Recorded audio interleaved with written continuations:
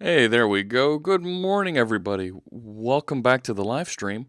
My name is Jeff Fritz, and today is August 17th, 2018. We're going to write some code today. Thanks so much, everybody, for tuning in. I spent some time with our friend Kevin Griffin this morning talking about chatting with him. He started streaming now, and we were watching and talking about submitting sessions for conferences. That was a lot of fun.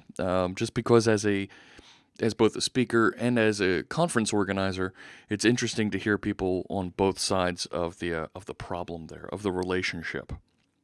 So, good morning. Who do we have here? Chef Brent. There's Kevin and Sinclair Nader. Good to see you. Facu Rodriguez. Good morning. And that's Eckhard. Hello, hello. Coated Beard is here. Coated Beard, I bet, doesn't have a rainbow beard. We're working on that one. And Org Brat and M. Sapu... I'm going to mispronounce that. M. Sapugen. Good morning. Let's get some music playing here in the background before we get too far into things. Today I'm going to play... Let me play Purple. That's right, it starts off quiet. Of course, this is music to code by from our friend Carl Franklin, engineered to get us in the groove, to get us in the flow, so that we're writing code and uber focused, right? Really focused on the task at hand, so that we can build in and get into those really complex problems, tasks, and just get it done. So great stuff, mtcb.pwop.com or musictoflowby.com for the app. And right now you can get, I think it's 6 songs for free when you sign up for the app. So check that out. Very cool stuff. Thank you so much, Carl, for letting us play the music here in the background while we're writing code. Today's hat, I'm wearing my God of Thunder hat. I really like this hat. Doesn't come right out and say Thor, but God of Thunder, kind of cool. I watched Avengers Infinity War again last night, and it really strikes me that Thor was going to win the battle at the end of the movie. But the dummy didn't actually go for the Infinity Gauntlet when he attacked. So, thank you so much to our hosts. There we go, Clark.io, Code Rushed, and Kevin Griffin. Thanks so much. I appreciate that. Mainly gray, says Coated Beard. We're getting there as well. Should have gone for a headshot. Yes, I know. Under a lot of pressure. Oh, please. Oh, please. Pressure my foot.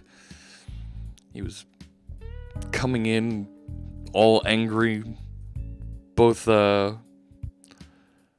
guns blazing, as it were. So, all right. Let's, you try losing an eye. Yeah, but he got it back from Rocket. Will you retire your Doctor Strange cap after the movie? No. No.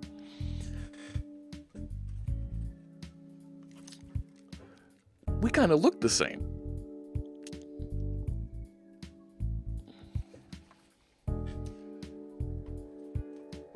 He's gone for now.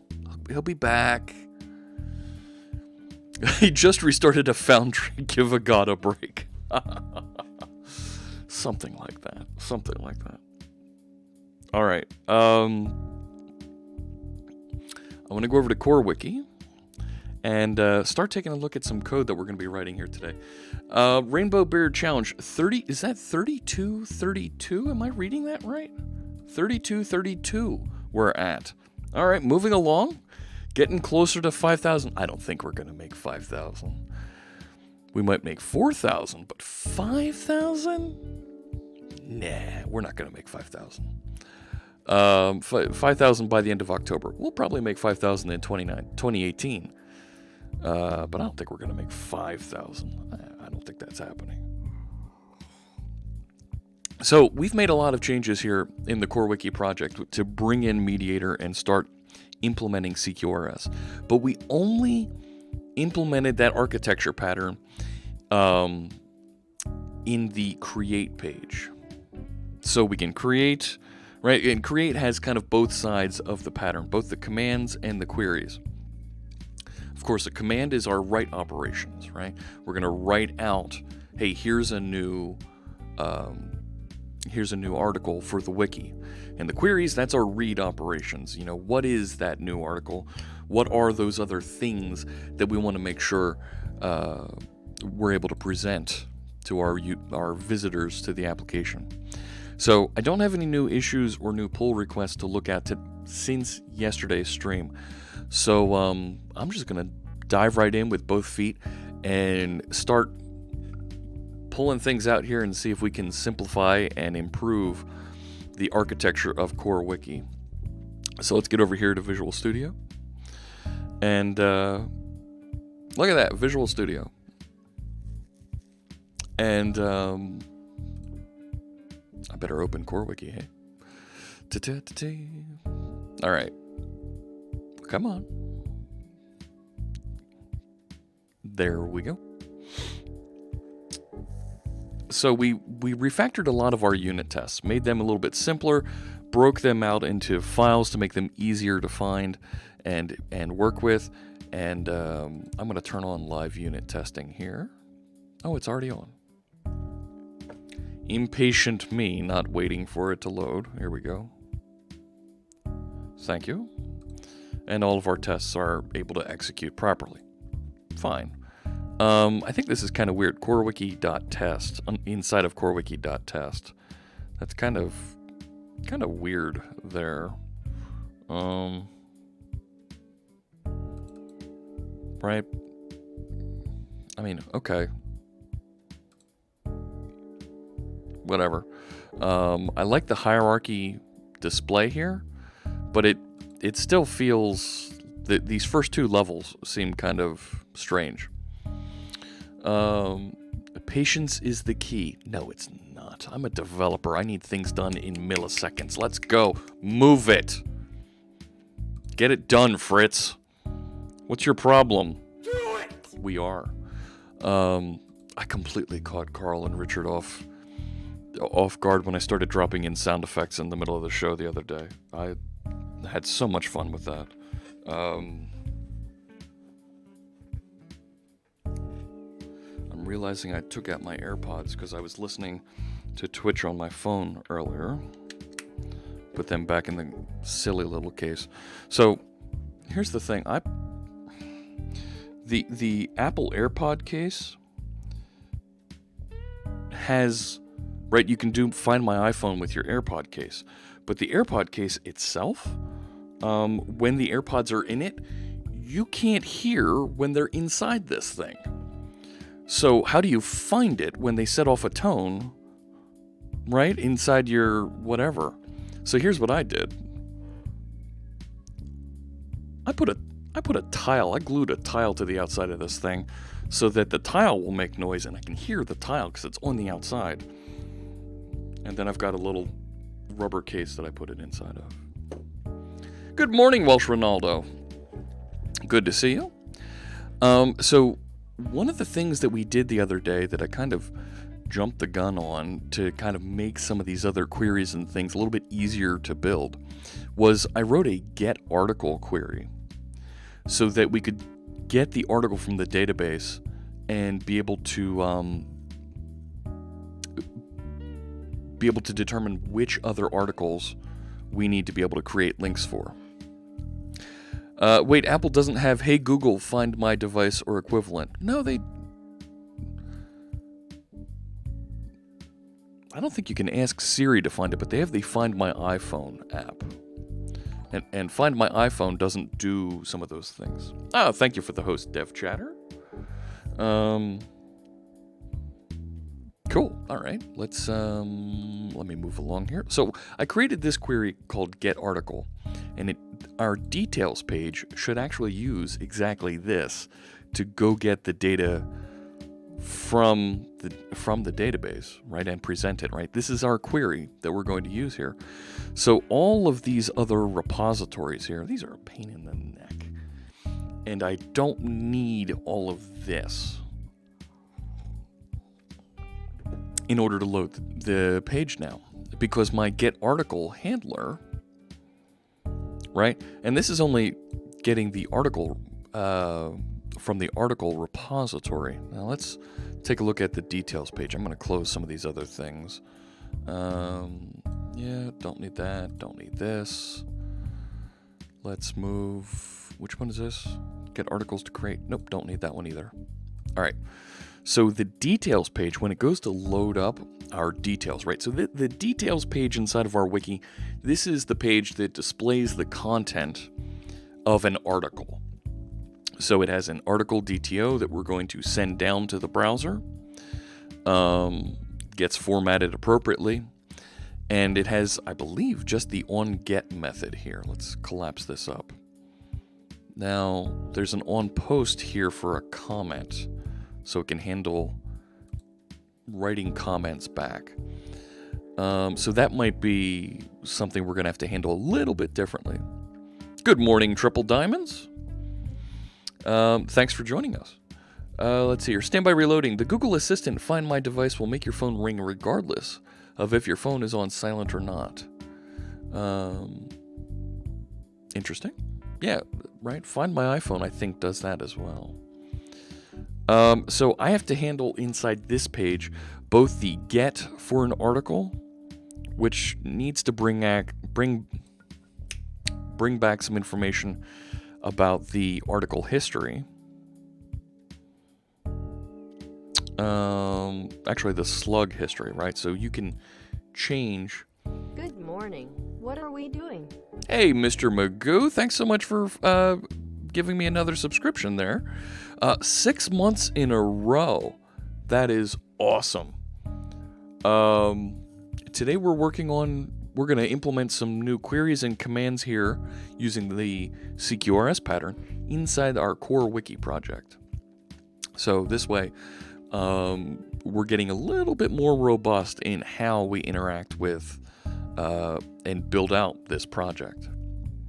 So thank you very much for the subscription. Of course, I'll match that subscription, and we'll make a donation to Girl Develop It so that other folks, ladies, underserved minorities, can learn how to write code, just like we are here on stream. So my onGet, it goes to say, well, do we have... This is kind of the permanent redirect from older titles, right? If there's an older title for the same article, we're going to route through that appropriately and show that information. All right. Otherwise, we're going to go fetch the comments.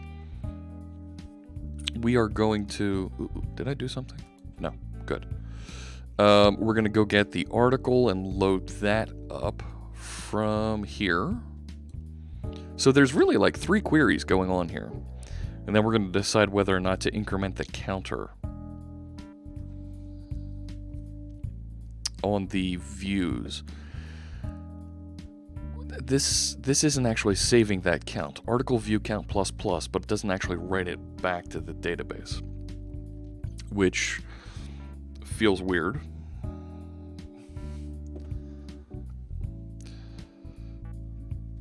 Kids.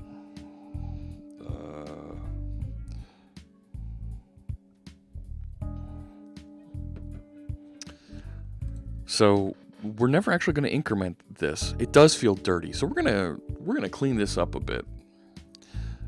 You're right, straight Buddha. It is a little dirty here, so we're gonna improve this a bit. So I've got here inside of the onGet, I need to fetch the article, fetch the slug history, and decide what to do with this. I don't really need... Well, I do need to only if the article is null. Right, if we can't find an article, do we actually have to go look up the slug history? Okay. And then need to get the comments to paint on the screen. and then format everything to be pushed out. Okay. So there's at least 2 queries here that we can do off of Mediator. And it feels like there's a fire and forget command that we want to issue here to update that view count. Not a bad question there, I'm gonna just butcher this, Sapien. A slug is the title of the article, but URL encoded, formatted so that it can be part of the address that we route people to. In this way, it's got a standard format, it's got a standard look, and saved off into the database so that we're not constantly recreating it. All this is like adding DTOs to cards. Seems going that way. A little bit, I can see that. So we've already got a query that will handle this, get article by slug, right? So let's receive, instead of article repository here, let's get rid of that. We'll end up getting rid of iComment repository, but I'm going to receive an iMediator and mediator. There we go. And we'll start to slowly remove some of these other ones as we're working through this. I don't need that. Mediator equals mediator. And let's create this as a read-only field. It's also partial to lettuce. I see what you did there. That's yes, it is partial to lettuce. Thank you, Welsh Ronaldo. All right, so I'm saving off a copy of the mediator. I can now. Yeah, so we're defaulting to the home page. If nothing was submitted, we're going to go to the home page. Makes sense, okay. McNerdius, hello. And Braga11, good afternoon, yes. All right. So instead of doing this, await article repo, get article by slug, what I'm going to do is say mediator send. And, what do we... Oh, never mind. And then I'm going to send a new get article... Yeah, a new get article. Right, so this is a query. And we're going to pass into it the slug. Right, so this is effectively, behind the scenes, going to go do that query and return that article object. So get article just takes in that slug and carries it along. So if we ever need to change the way that we get articles universally across the application, we have one place to do it, in this query class. And also, when we do decide that we need to set up some horizontal scaling, we're able to add more handlers that handle that request and open it up and behave a little bit better in managing all that. So it's just doing that same get article by slug and returning it. So that should come back and we would have it here. Now, yeah, so if article is null, so I'm not sure why we're saving a copy of the slug here. When we're clearly, if you can't find it, we're bailing out at this point. So this feels like that shouldn't be there. But get slug history with article. Let's take a look at that. Right, so this is because somebody changed the title of an article. So let's look at, here's my actual slug history repository. Get slug history with article says, look at the slug histories, which are really just mappings from one to the next. and including the article object. Now, why are we including the article object? Because we're saying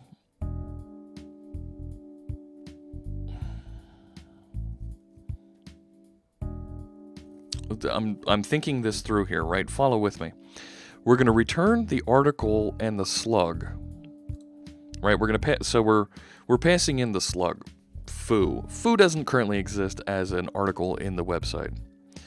But we're going to go check in the history where old slug equals whatever the passed in slug is. And we're going to convert that to a domain object, to a slug history domain object to return. Now, a slug history domain object has an article attached to it. So we do need to include it in order to get the current slug. That still feels weird to me when all I really want is that string. So here's what I want to do to kind of dig into this a little bit further. I'm going to open, where's the SQLite browser? Don't I have the SQLite? I thought I had the SQLite browser in here somewhere. I don't see it. SQLite, there it is, DB browser for SQLite. Let's look at this table. So here's slug histories. So it has ID, article ID, old slug, and added. ControlQ? No. ControlQ, no. No ControlQ. So, yeah, I do have to jump through to the actual article so that I can get the slug. Yeah, that's a thing. Love ControlQ? ControlQ doesn't do anything. Look, ControlQ, editor context menu.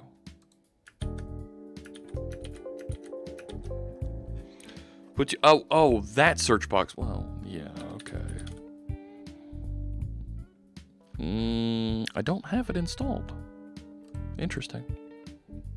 How did I forget ControlQ? Oh my gosh. How I know. Terrible. Jeff. So, looks like I need another query here that will go get the slug history for that article. And the slug history repository, I think, yeah, it has two methods. Okay. So, let's write a query object for this. Add class. Get slug, let's just call it get slug history. I don't need to get fancy here. Right, and this is an I request. Yep, using mediator.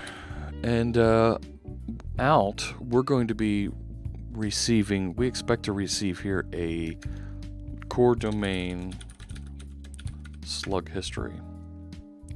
All right, let's implement that. Actually, so I'm just going to be passing in, right, another slug, right? And let's,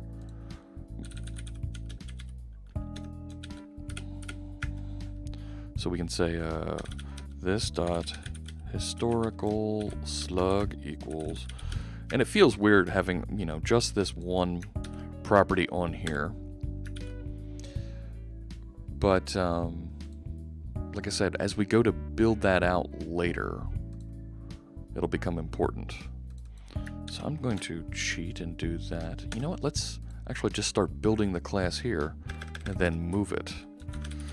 Public class get slug history handler is going to be an I request handler that receives a get slug history, and it returns a core domain slug history. Easy. Implement that interface. We're going to make this async. We can remove some of that. And in the constructor for this, I should have used the snippet. Slug History repository. Yup. And we'll need that using statement. This dot repository. You know what? Let's make it a field.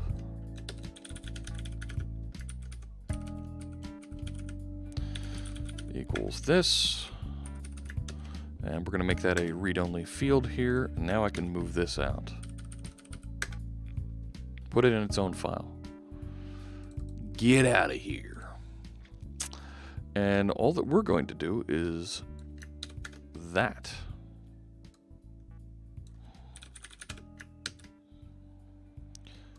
And this is one of these. Now I'm going to pull the slug from request.historicalslug. And there it is. Why slugs, moths are... Okay, ocular malice. Okay, all right. So that takes care of that. It's a simple query we've already got broken out into a repository. And really, instead of passing a repository object in here, I could pass in just the entity framework context and reference that and use that directly. MJ Eaton. I pronounced it right. Thank you so much for the subscription. I hope that keeps me off the throat punch list. But I will, of course, match that subscription, and we'll make a donation to Girl Develop It. And everywhere you go here on Twitch, you're going to now get to use the .NET bot emote. Have a good time with that. Use it, over in Dev Chatter, Kev Griffin's stream. Code Rushed. Make sure you use it over there. Let our friend Mark Miller know that you've been here.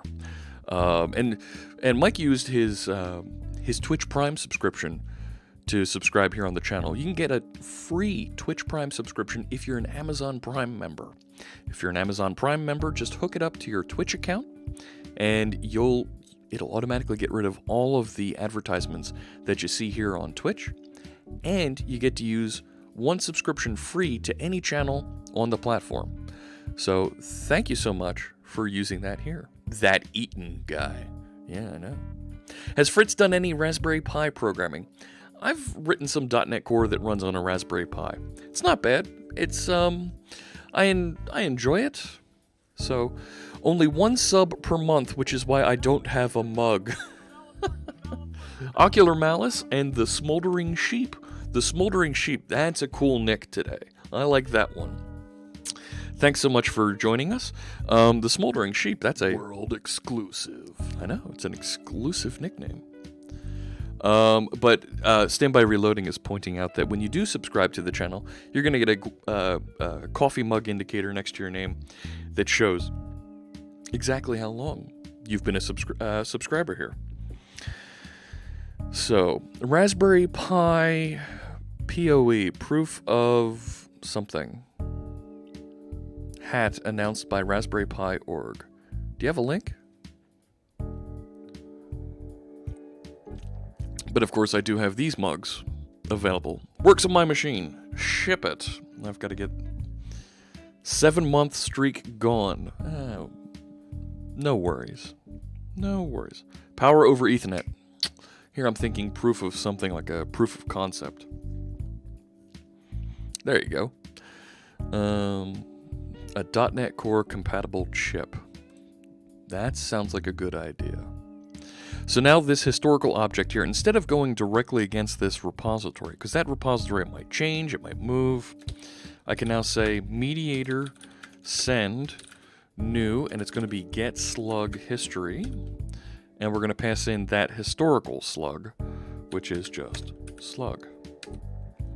So now it'll send that out, and we'll see if we get an object back. If we do, then we're going to output it here, otherwise redirect. Makes sense.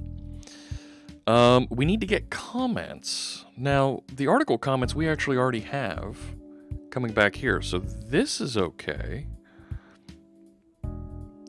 This is okay. I'm not... This kind of formatting of DTO objects here, I feel like this could be... I feel like this could be in the DTO objects themselves. You know, make it a little bit clearer where these conversions belong over there, so that I don't care what page you're coming in from. Auto mapper to the rescue. Ooh. I want a Pi 0. Doesn't Pi already support UWP? It does if you're doing Win 10 IoT Core. Yes. NoOpCat, our friend Suze Hinton, did a series on Channel 9 about that. Really neat stuff. And we're actually, Suze and I are talking about doing a long-form workshop in October or November here on stream. All IoT stuff. And I think that'll be a lot of fun. So much that I want to do here on stream, and it's just a question of finding the time to do it. So what I want to do is I'm going to take I mean, look at this. This is 20-some lines of code here, and I don't want it only here on my details page. Anywhere that I need to generate article information that I'm outputting, I want to make it available. So I'm going to go back up to my models. There it is. And my article details, DTO. I'm going to add a method here. I'm going to add a static method, right? Right there. So let's make this a public static, and it's going to return an article details DTO. And let's call it from domain. And this will receive a core domain article. Yep, we'll call it article. And then inside this method, right, we will move this goo. Let me just copy it for now. So comments, and then there's that. And then I'll just say return. In article.comments. Now, why doesn't it like that? Gonna have to find, oh, I need link. Cool. Now, I feel like this could even move over into the comment DTO object. Nah, it's fine right there. So I will save that, and now I can go back over here, and I can get rid of all of this. I can even get rid of that, right? And I can say, look at that, from domain article, right? So now I've dramatically simplified. I've put that code someplace that it can be reused, and I feel a lot better about it. I'm building a product using the Raspberry Compute Module 3 running .NET Core. Works great. Oh, that sounds interesting, Bugfound. What does what are you trying to do with the module? Why? And why .NET Core on that? I'm curious to learn a little bit about what you're working on and the decision you made to use .NET Core there. That sounds interesting. The smoldering sheep. I just like seeing that there. It smells like burnt wool. No love for AutoMapper. I want to come back to AutoMapper. Maybe we can do that tomorrow, spend some time with AutoMapper. I completely agree we need to do some AutoMapper work here. But I want to do this simple refactoring first, and then show the power of AutoMapper on top of it. So we'll get there. We will absolutely get there. Here's the one that I'm kind of struggling with when we looked at what was originally in this page. If request cookies article.topic equals null, right? So this is us checking to make sure that you're not sitting there hitting F5 to generate more views. And we're going to just create a 5-minute cookie. AutoMapper all the things.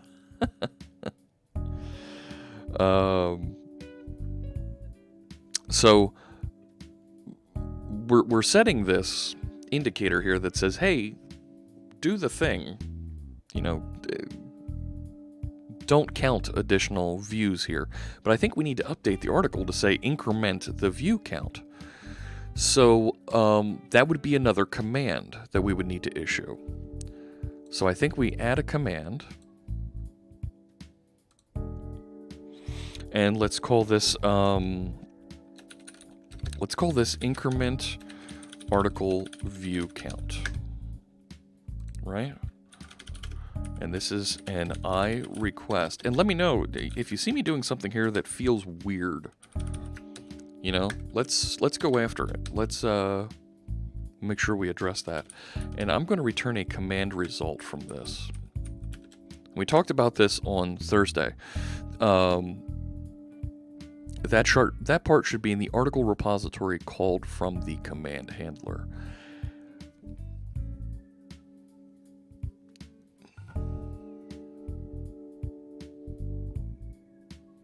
Not necessarily. If it's... Oh, wait a sec. I see where you're going. Let's get rid of this. Follow me for a second. I think I see where Brave Cobra is going here. This bit right here. Well, the command handler right now is doing it. It's doing a get.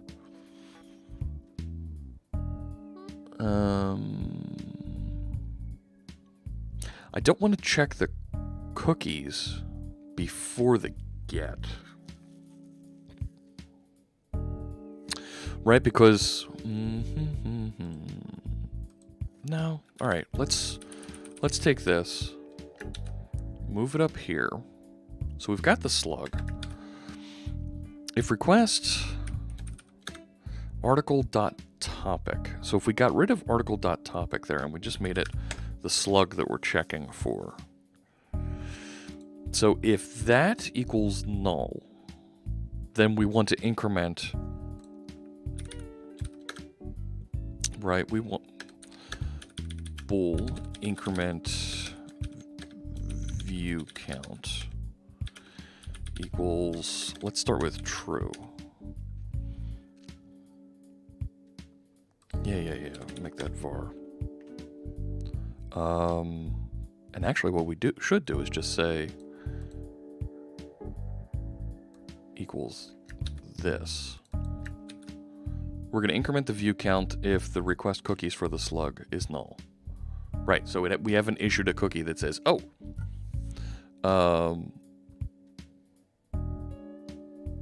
the get shouldn't update.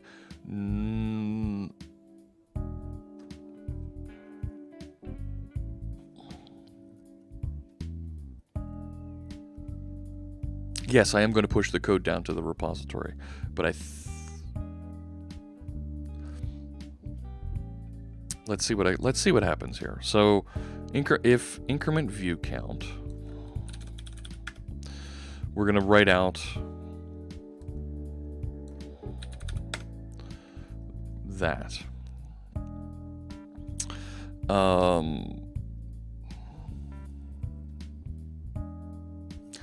And we're going to say get article. Let's go down into get article. Bool increment view count. And let's save that.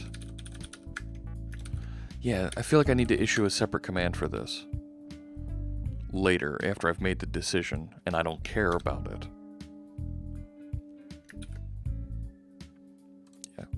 Let's do that. So I've decided whether or not to increment the view count, but I feel like this needs to wait to happen after we decide that you're staying on the page, which is, yeah, here. Let's leave that here. So if increment view count, we're going to do that, and then I do need a command. We'll do a separate command here. Increment view count.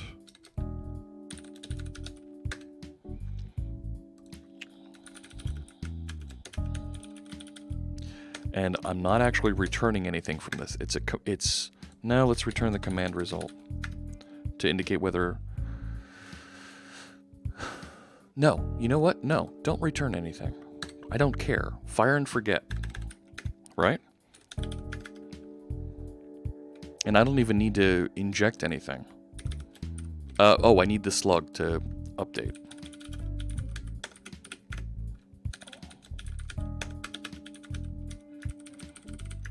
Right, so we'll create a read-only property. So I have that. And now I'll create the handler.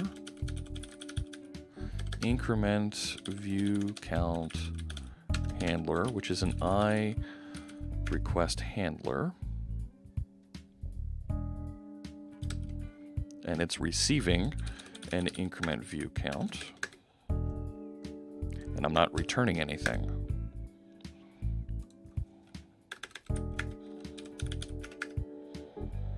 But I do need an iArticle repository.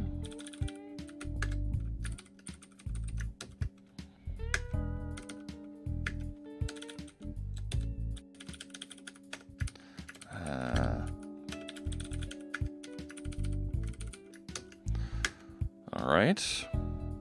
Now make that read-only. So then what I end up doing... 347 Vesta. Hello, hello. That command result feels so wrong, but domain events will fix that later. Yeah. How did control dot created slug at the bottom?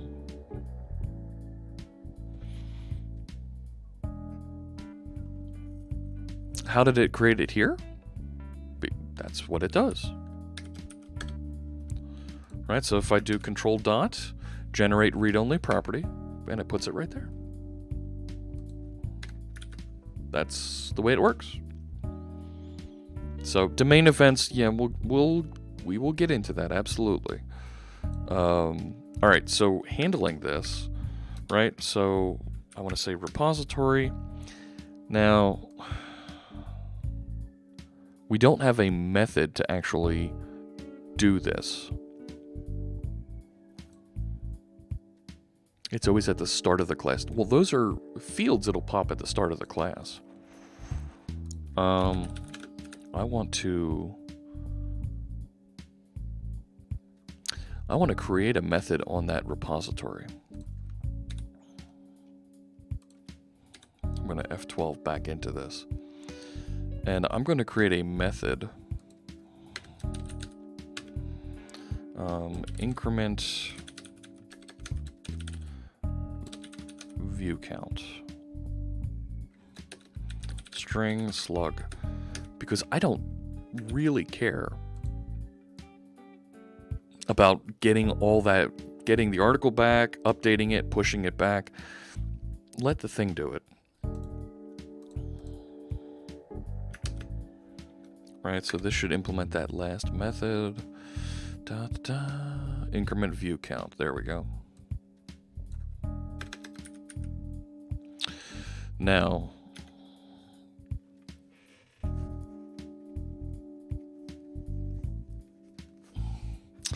feel like I don't need to actually go and get everything to go build and work with this. Can we do something as easy as context database? Right, I want to drop down into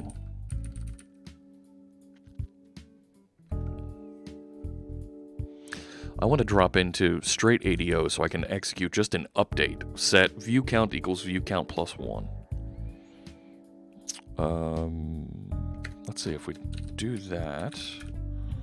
Right, open connection should return a... No.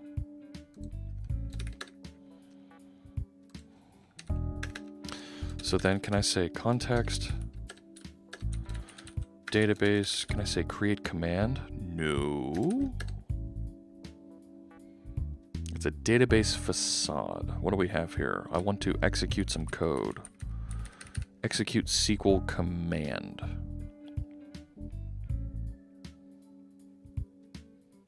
Doing that will mess up the tracking of EF, I guess. Yeah, probably. Yep, that's bug found. That's exactly what I'm trying to do. What do we got here?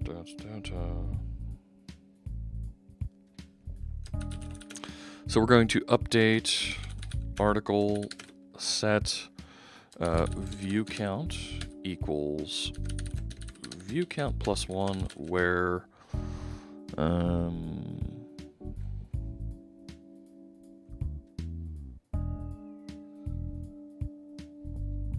formatable string. Huh? And then parameters. Does not start a transaction to use this method with a transaction. I don't need no stinking transactions. Where slug equals, and then can I just do question mark? Will those work? Will it do that for me? Not all code paths return a value. I know. Can I do this? And I think we got it. Having the option to write to the SQL directly if you want is cool. I know, isn't it? Makes me feel funny. That sure looks like it'll work. So then I can say await. Oh, you make me sad. Why don't you like await? What? Right. Are you kidding? What are you doing here, Visual Studio?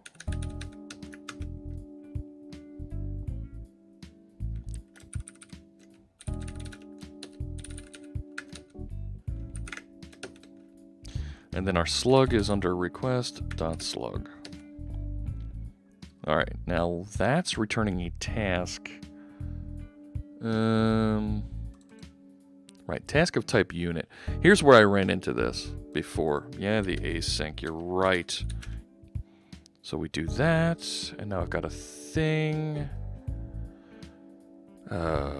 Forgot how to syntax color. Yeah, I know, isn't that weird?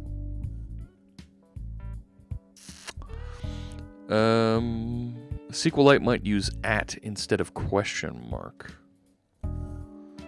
I'm not sure if it's SQLite well, the parameterized query is handled by Entity Framework to format and generate the query that it's going to submit. Just use task instead of task of type unit. Well, if I do that,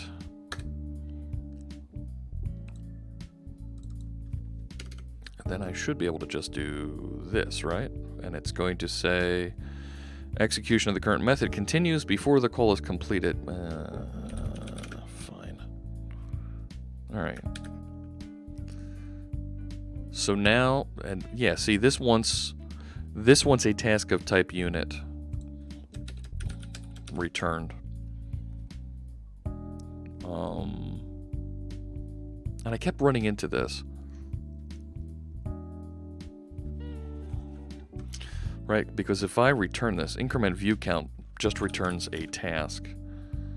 And if I say unit, right.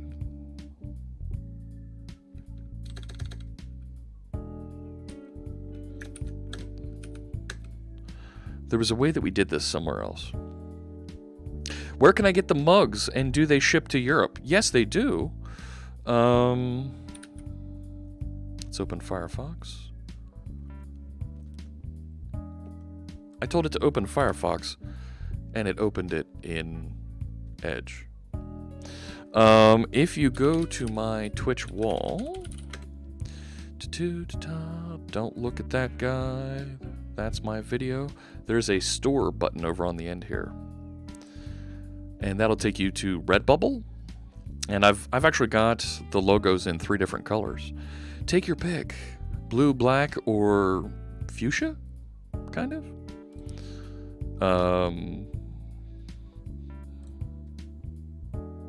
So I need to get one of these shipped out to my mother. So, because every mother needs a coffee mug with their son's face on it. So there you go. for restreamer chat's sake. The mugs are nice, but a little small. I agree. I do think it does hold. It does hold at least 10 ounces of coffee. What I'd like is I'd like to get a protein shaker with whatever on it. So I'm nearly positive they ship to Europe. Let's see here. So try removing the unit now. Yeah. Still doesn't like it. Devlink, yes. So, we did this somewhere else, and we got it working properly. Was it in Get article? Oh, look at that. Handled, and it's task of type article. Well, because it was returning that.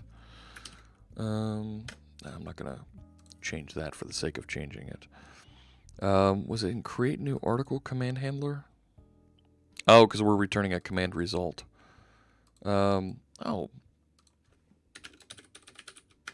Let's just do that. So this becomes task of type command result. And I'm not returning, so return new command result. And I'll just say successful equals true. We'll figure out any of exception handling there if we need to. I'll wait the task, then do return unit.unit. Let's do that. If I do unit.value. That looks like it worked. All right. Okone6, thank you for the follow. Let's say Fritz coffee mug contact go colder it alert. There's coaster. Oh, coasters that read mug temperature. Yeah, coffee does go cold quick in this. Thank you, least fixed point. I appreciate that. What is the unit type? It's a struct, right? Look at this thing. That has a unit of right. It returns a unit value and then task. Maybe return unit.task. That works too. No.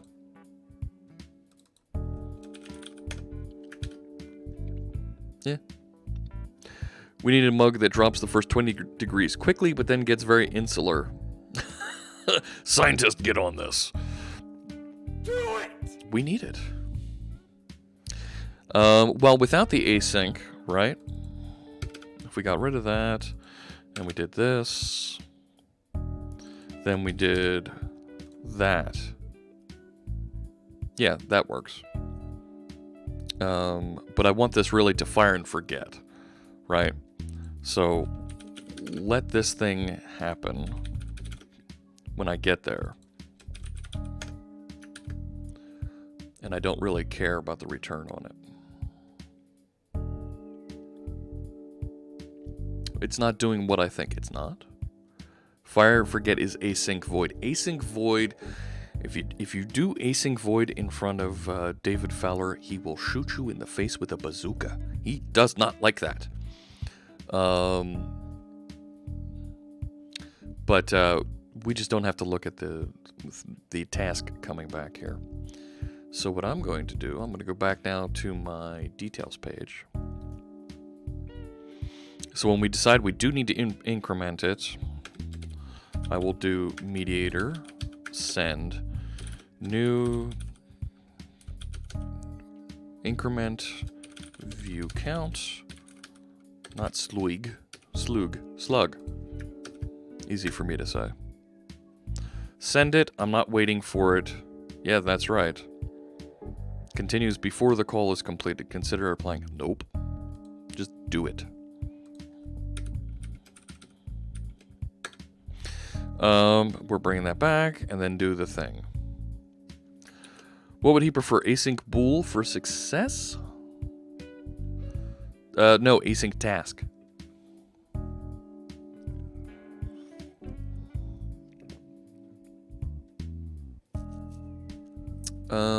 Okay. I think, or value task. Oh. Task bool is a bit strange as tasks already contain the possibility of succeeding and failing. Yes, it does. I think that cleans up our details page a bit and now uses the mediator pattern. I'm still not... I still think in the get here, and we haven't finished the post yet for the comments. We'll get back to that one. But for the get, I think we're in a better place. I feel like this could be another method.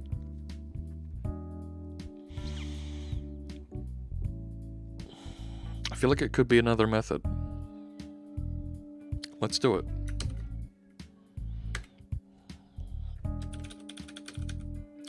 Let's call it manage view count.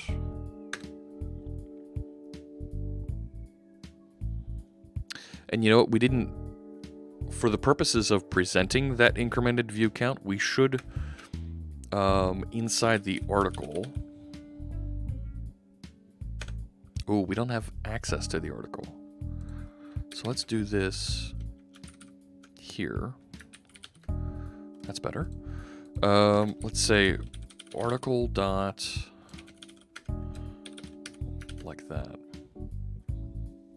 And then we'll go and update it behind the scenes so that the database has the real thing.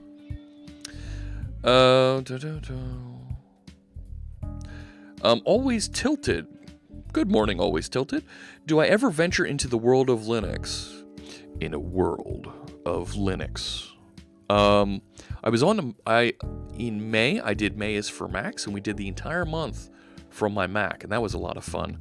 I'm looking at doing Ubuntu-tember.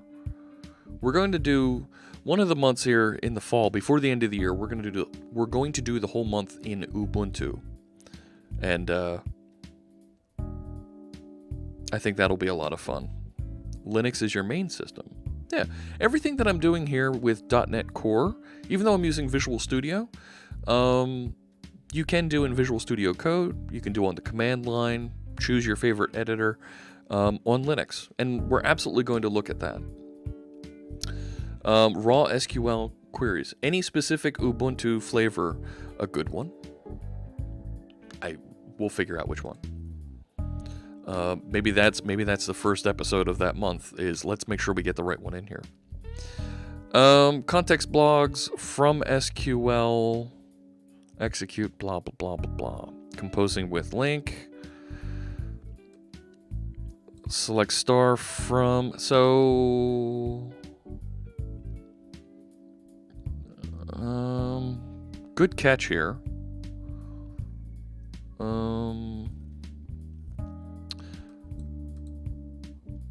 So I'm doing an update.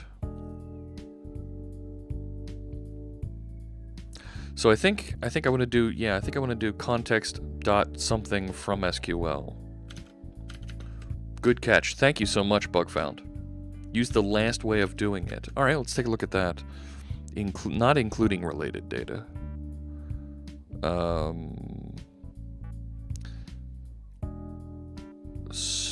Okay, so select star, and then it's using, this is using string interpolation to take care of that.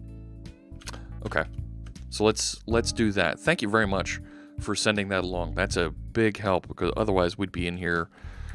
What the heck? Why isn't this working? Can I? No, I'm going to need to go articles and then do from SQL. Ooh, look at all that. If the database provider supports composing on the supplied SQL, you can compose on top of the raw SQL using link operators. Blah, blah, blah, blah, blah, blah, blah, blah, blah, blah. As with any API that accepts SQL, it's important to parameterize any user input to protect against the SQL injection attack. You can include parameter placeholders in the SQL query and then supply parameter values as additional arguments. That's the way I would prefer to do it.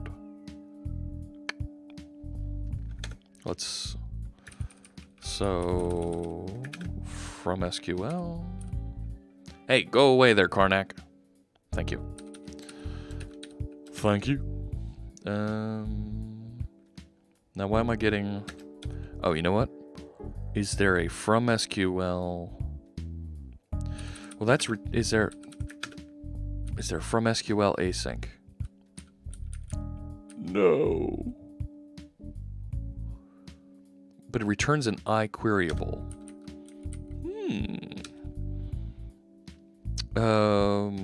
So let's do this as a two... It's doing an update.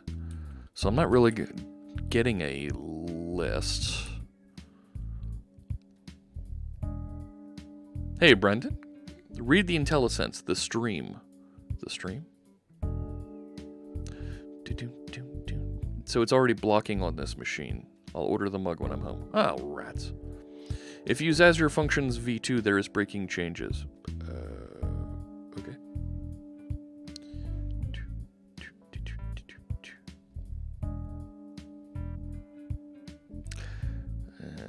Just get the article update and save instead of fiddling with this. Heard Brent. Sorry.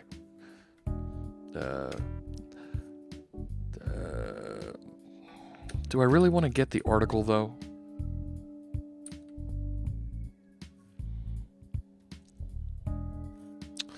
I wanted to avoid that. Right. If I do this, context, articles,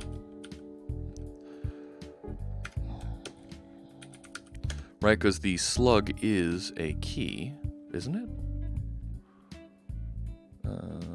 Huh? Oh, no, wait, you know what? It isn't. It's not. First...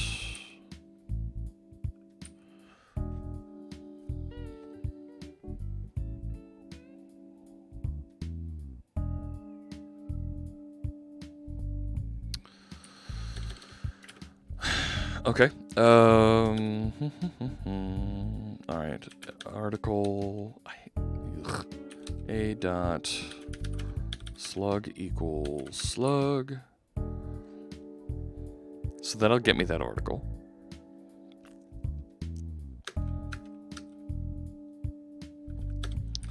Right. So I got the article.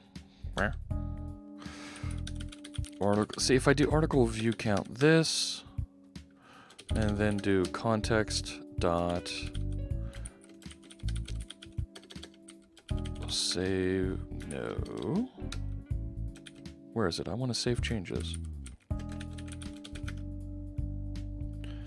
Async. Return that. Good. I've been debating sending a PR to CoreWiki. Sure, go ahead. You know, Fedorary. Yeah. Alright. It just feels weird to do a select, do the update, and then push it back. I'd rather do it all database side. Doesn't EF cache it from a previous fetch? Well, I'm not doing this as read-only.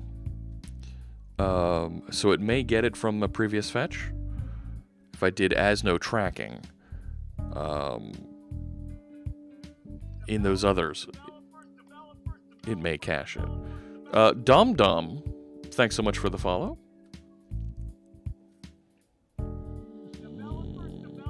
Any reason you're using first and not single? Are you expecting articles with duplicate slugs? No. No, I could do single. It does the same thing. For the purposes of this. IL Mesu, thank you so much for the follow. I appreciate all our new followers today. Blah,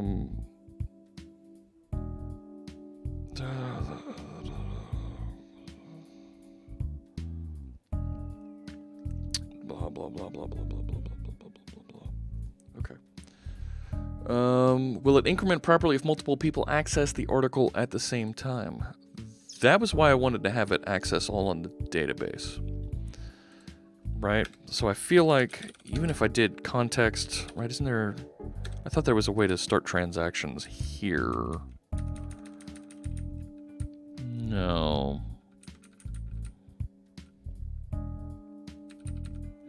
Right? If I did begin transaction and then commit it,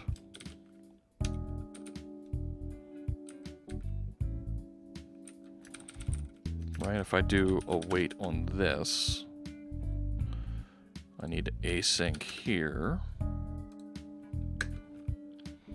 and then did context database to isolate. What do you think? Oh my gosh. CompSci grad here. No idea Twitch had a programming category to stream, so I had to show some love. Well, thank you. Will it increment properly? Right. There are lots of great programming streams. Is using ReactiveX a common thing in the .NET world? Asks Pedo Hirsch. I haven't seen a lot of folks go after ReactiveX. I know folks have done reactive programming. The programming category, Brendan, I'm actually not seeing as much traffic on it. It's not high on the categories on the Twitch homepage. It's really hard to find. So I believe today I changed over. Oh, I thought I changed over to creative today. I did not. I thought I changed to creative. I wanted to try going over to creative.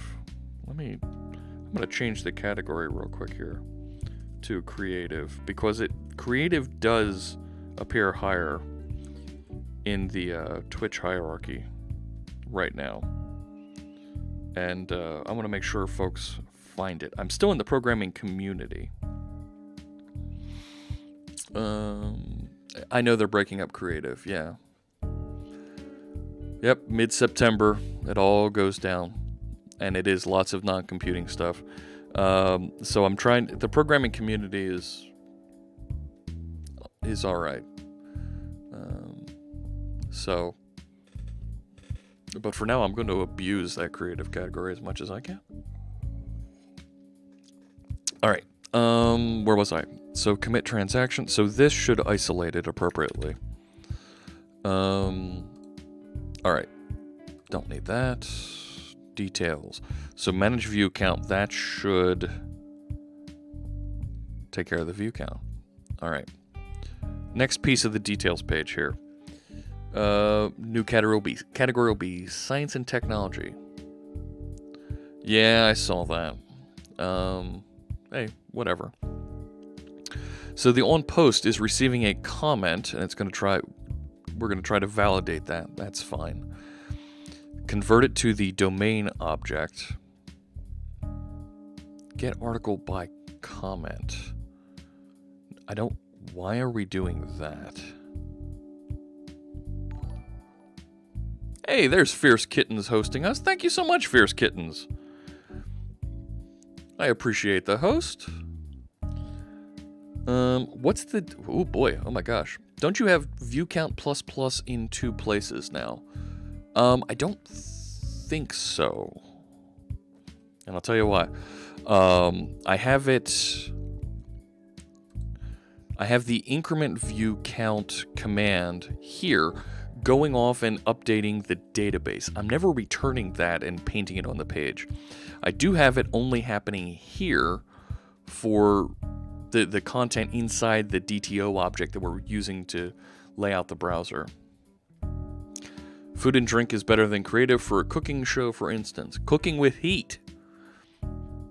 Did I end up getting Twitch partnership? No verdict on that yet. Lag shield. That's some armor that you need when you're going to fight the lag monster, of course. Am I right? Did I get that right? What's the DI scope of the database context? It is that's actually on a per page scope request. let's see here. Could you talk about the transaction for a moment? Don't you want a finally block there to make commit rollback happens? Gosh. Where'd it go? Not that handler. Not that one either.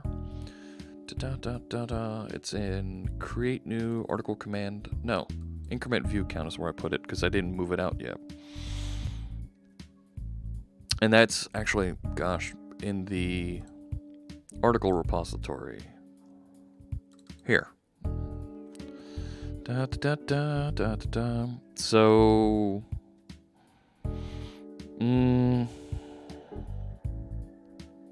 this shouldn't hit any kind of an issue like that. And yeah, I should do, I should do a try catch around this to ensure that it does save properly.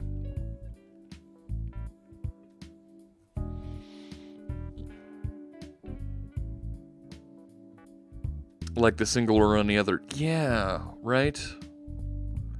There's a lot of try catching that would need to be done to really make this bulletproof.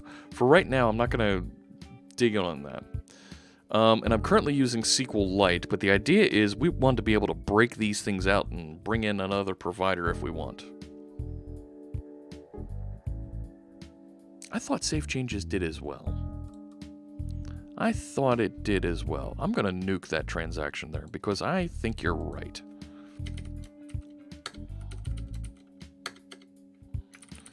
And let's just... yeah, we'll do that. All right. So now, all right. Inside of our details page, the get operation is done. It's doing your thing. On post, so try validate model. Now it creates a comment from the DTO. So this is a comment domain object. And then I'm not sure why. I mean, it's just validating whether or not the article, it's attaching a comment to an article that actually exists. Which, why get article by comment? You have the article ID. Get the article by ID, you know what I mean? Because that article isn't used. Send new comment email with the article topic, article slug. So this is the notification bit here. This is perfect to attach to the create comment command. Call article exists to verify. Yes. I don't need the actual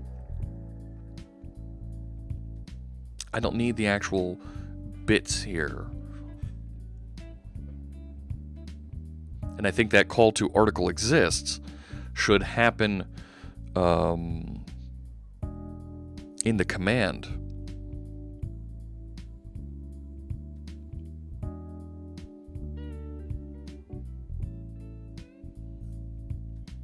Yes, Janescu, we ran into that comment about hubs being singletons with our SignalR work in the Stream Tools project.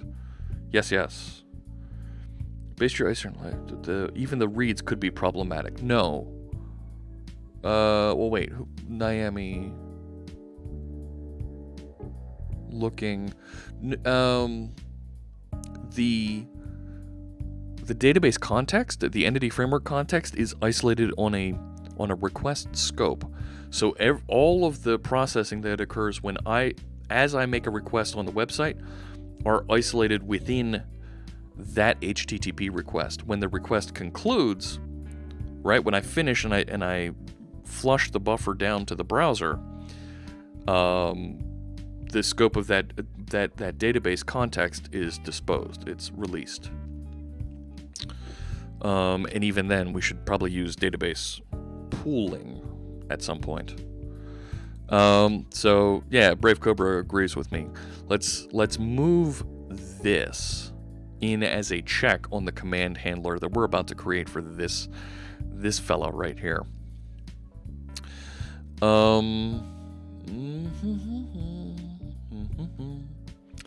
So let's do this. This is another conversion operation, right? We're converting to a domain comment from the DTO object. Hola, Japon. Thank you for the follow. I appreciate that. I hope I pronounced that correct. Now you base your code on that assumption. If you change the scope, your code, I'm not the one changing that scope. That scope is managed by Entity Framework, and that's a standard across the way that Entity Framework interacts with ASP.NET Core. And even then, I can manage that scope directly inside of my startup class. So I'm pretty confident in that. All right, so this is the comment DTO, and I'm going to put a instance method on the end of this that goes against core domain comment, and we'll call this toDomain. And I need to pass into that Alan KHM. Thank you for the follow. I appreciate you joining us. It looks like we got another. The follow train is happening here. There we go. Boss Uprising. Thank you for the follow. Check for a correct article before creating the comment. Never have domain references in your DTOs.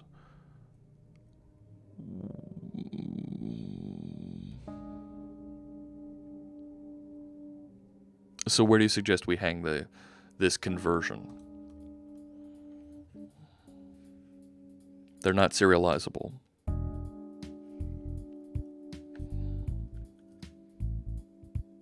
But you're never going to, right? This is the method doesn't get serialized. Make it static or an extension method. All right. Now cut it out with the automapper stuff. We'll get there. We'll get there. All right. So if I'm going to then need to take in a comment DTO. I'll call it comment DTO, and I also need to receive the name of the comment. Nah, this is the name identifier. The author ID is a GUID. Author ID.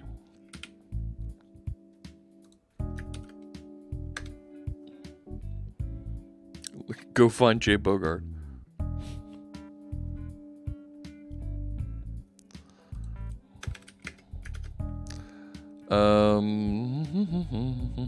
Where was I?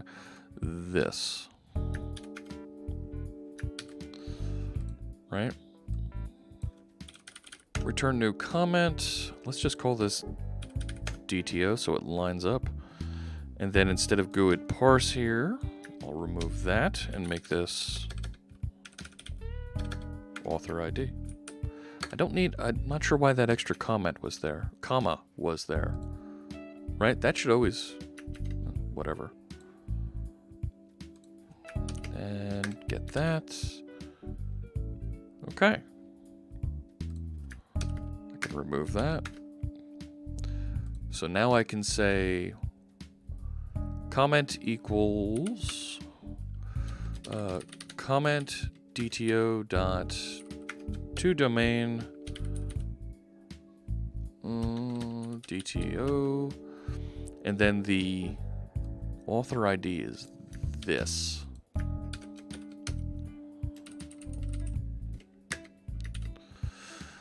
All right. This is wrong for so many reasons.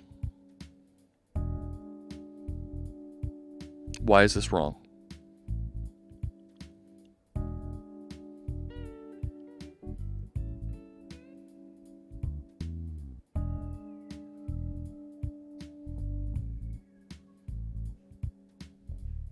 DTOs are meant to be POCOs. Yeah, and it is.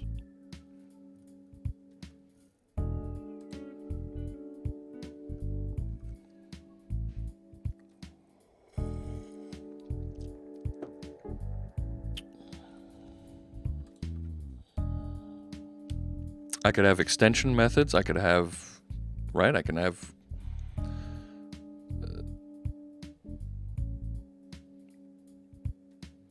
But then now the DTO has a dependency on the domain model.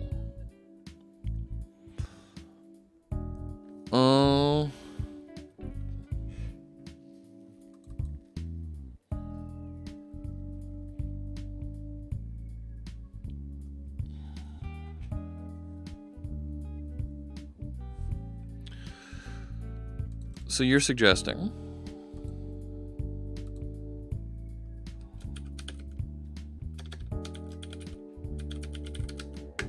doing something like this.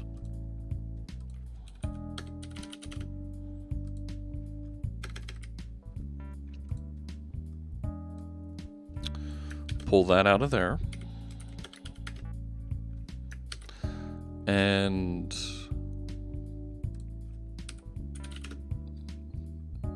do that. And that makes it better? Couldn't you just create a static mapper to handle mapping?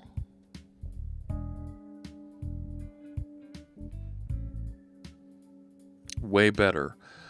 It's in the same assembly. I don't see too much of a difference there.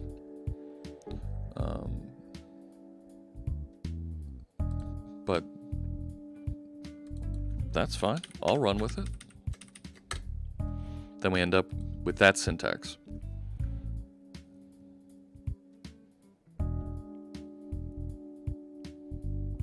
The DTO still has a dependency on the domain as an extension.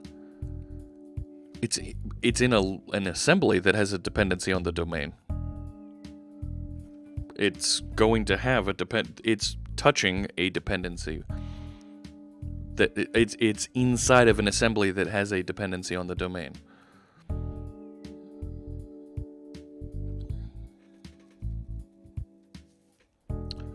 Right. We're translating one into the other. I'm seeing the argument here, you know, this should not depend on that, but at some point I need to translate one into the other. They need to be in the same place somewhere.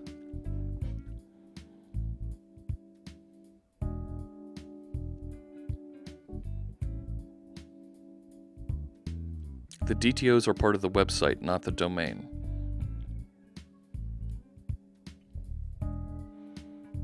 The knowledge of the other classes out of the DTO. Right.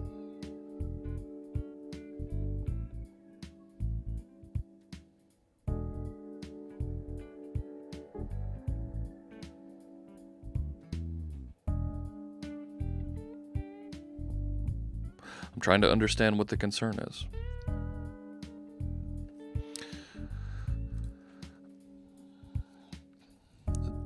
So this next bit here is where it's actually saying, well, does the article exist?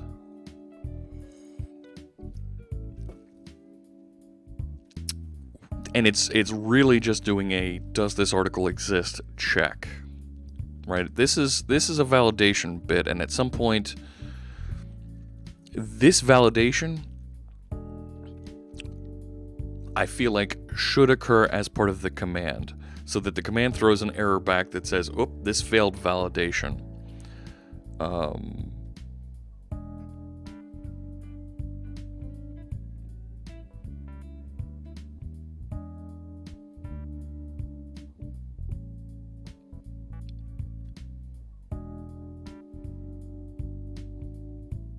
I'm open to seeing. I'm open to seeing other. These other concepts. Give me a pull request. Show me what should be a better way to do this. Let's learn about that. So the validation should occur before firing the command. Well, in order to do this validation, I've got to fire a query.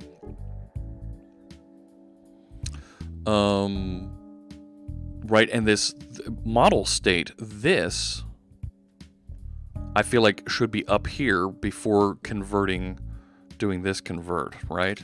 The model state is going to come out of try validate model. So I think, right, let's short circuit, and if we have a bad model, right, let's take care of that model validation first and fire it. All right, so I've gone and said, well, here's the comment. Go get the comment. Now I feel like, right, this work I don't really need to do. I can look in my article repository. Right, I don't need the entire comment to check and see, because I've got, coming off of my comment object, I have the article ID. I can just check to see if it exists.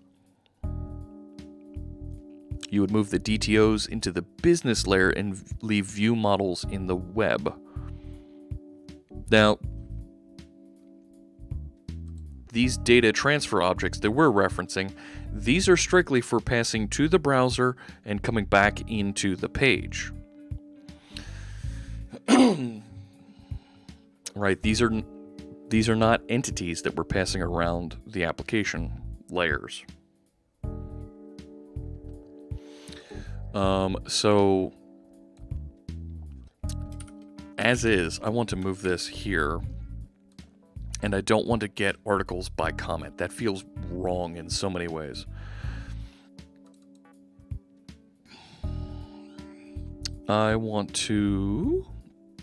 I'd rather get the article by the article slug. Right, and if I get something back, then I've got an article. But I really don't even want to hydrate. I'd rather return right, or get article by ID. Right, this will fail actually if it doesn't return, if it doesn't find something.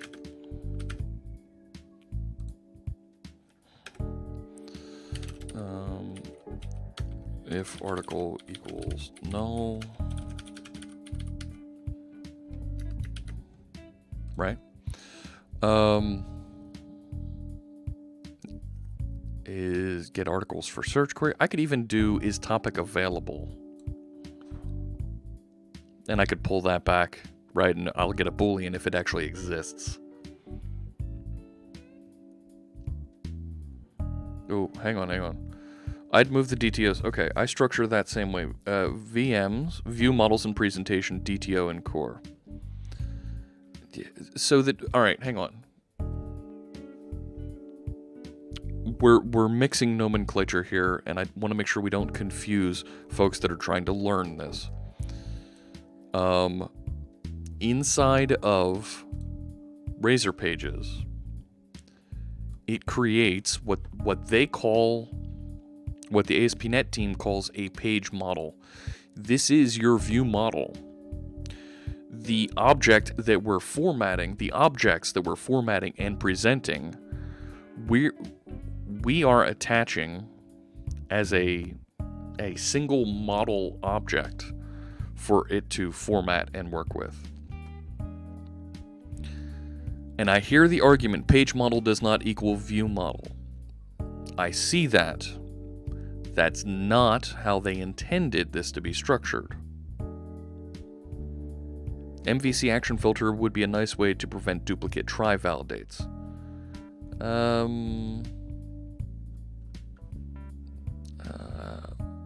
Not sold on that. This, get article by comment. I want to move that. I've already got...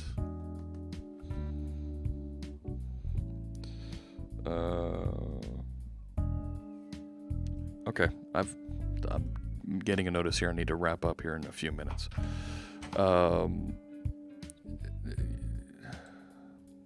Give me a reason to change what I've got already. Whether these are called DTO or view model, it doesn't matter to me. These are POCOs that are being sent to the page.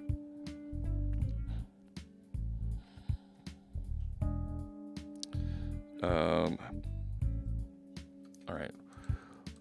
So here's what I'm going to do to... You know what? I'm not going to go through and finish this. Let me just park that there because this does work. It's not all the way. I don't have the commands saving all the way.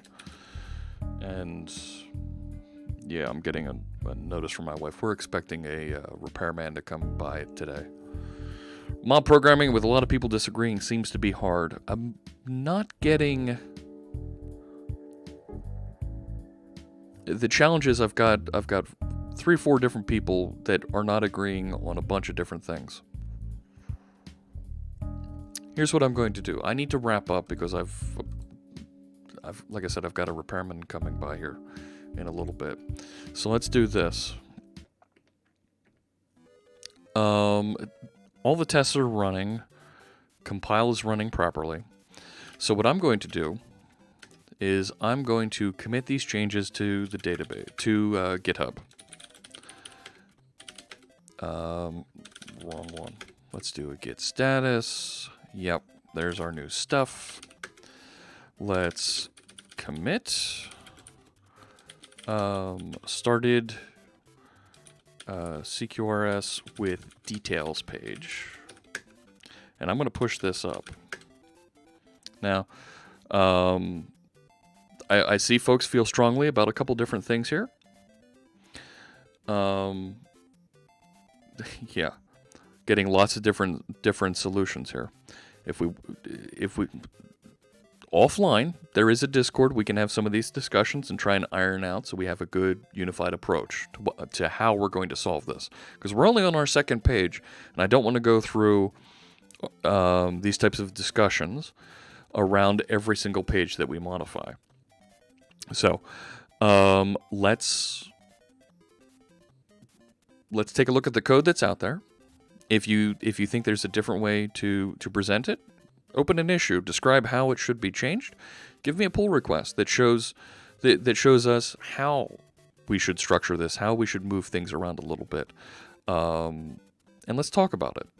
You know, I'm not opposed to having those discussions. I do want to settle though on a unified approach, a standard approach that we continue through this. And we did already have a DTO spelling poll. But I do need to run, so what I wanted to run a raid over to Code Rushed, and he's not ready to go just yet. So I think I need to just end here. And that makes me sad. So, thanks so much everybody for tuning in. We'll see about tomorrow. I've got a couple things that I do need to get to. The Discord link, there's a link to Discord on the Twitch wall. You can click that and it'll jump you right into Discord. Thanks so much for watching. This will be available on YouTube a little bit later today. And I should be on for at least a little bit tomorrow, writing some code. Alrighty. Take care, everybody. I'll see you next time.